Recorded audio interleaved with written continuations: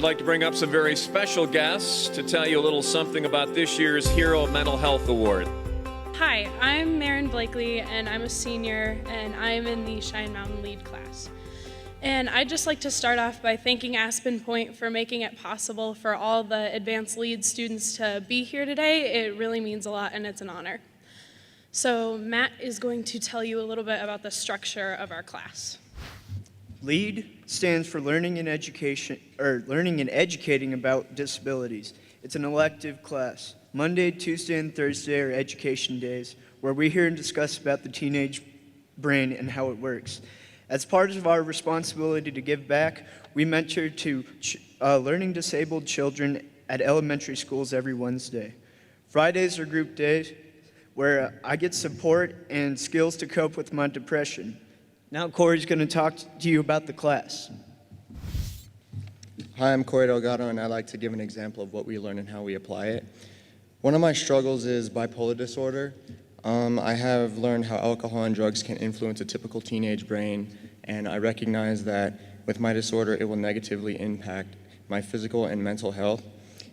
I have many opportunities to experiment with drugs and alcohol, but I have already decided I won't do it because of the knowledge that I've gained from Mr. Pocock and the LEAD program. I just respect Poe so much as an educator that I would just hate to see him disappointed. And Marin is going to finish with the introductions. So, oh God, I left my script down on my phone. So, Poe, Mr. Pocock, we lovingly call him Poe, is your hero today, and that's how you're honoring him today, but he's our hero every day. So, without further ado, Alan Pocock, would you please join us on stage?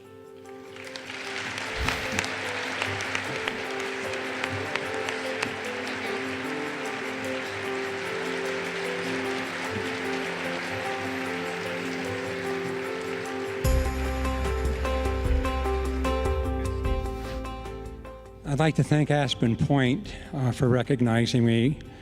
Also, a special thanks to Camille Blakely for her nomination for me, Sally Howes and the LEAD Foundation for supporting me, and District 12 for not being afraid to take a chance when they knew something was better than what we were doing for kids.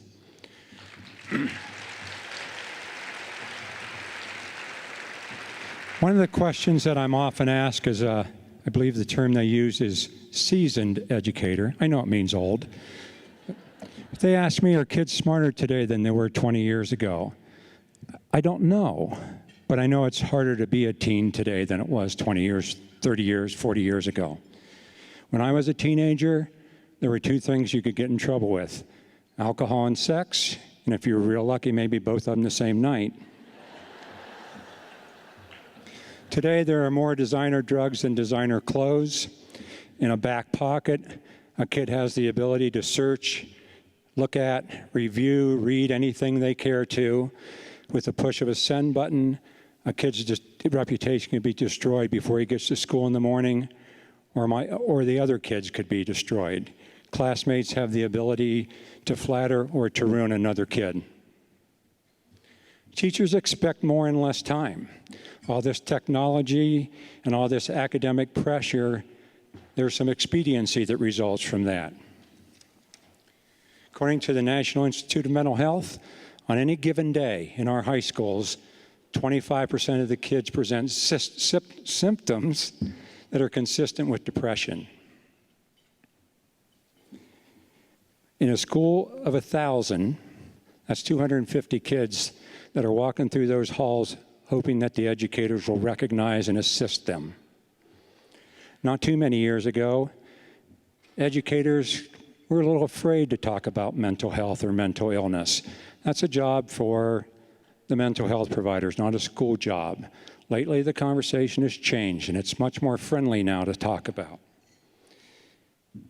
I know from experience that a kid's more willing to forgive you if you try and fail than if you fail to try.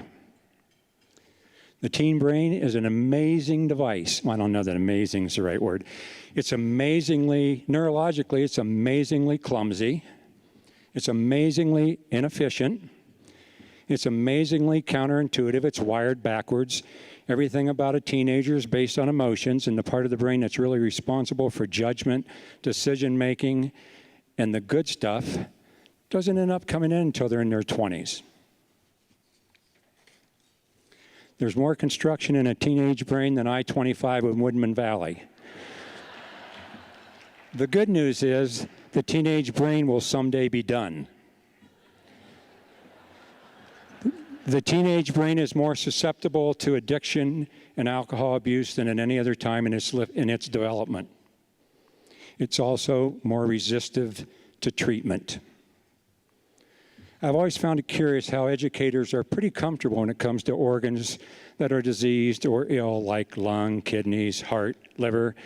But when the disease or the illness impacts the brain, we suddenly become a little bit more nervous and a little more cautious. What if we say something wrong and the kid goes off the deep end because of something we said? I believe it's time to realize that kids are not that fragile. I think we also need to realize that when they're assisted with programs like Aspen Points, mental health first aid, other resources in the community, when we marshal our resources, they have a better shot. After 40 years of teaching, 40 plus, I have to admit I'm tired. I'm tired of getting up in the morning. I'm tired of 3-minute oatmeal while I pack my lunch. I'm tired of the 30-minute drive to Cheyenne Mountain High School. But when I walk in the halls and I hear some kid yell, "Yo, Po, what's up?" Or when I walk in my room, in my office, and there's a half a box of Kleenex on the floor, a senior girl with mascara running down her cheeks going, "Well, you're kind of late, aren't you? I've been waiting on you all morning." I realize I have an opportunity to make a kid's day better. And if we all marshal our resources together, not only can we make a kid's day better, and not only can we save a kid's day, I believe we can save a kid's life. As a father, I'm very proud to be able to stand in front of the room with my daughter in the audience.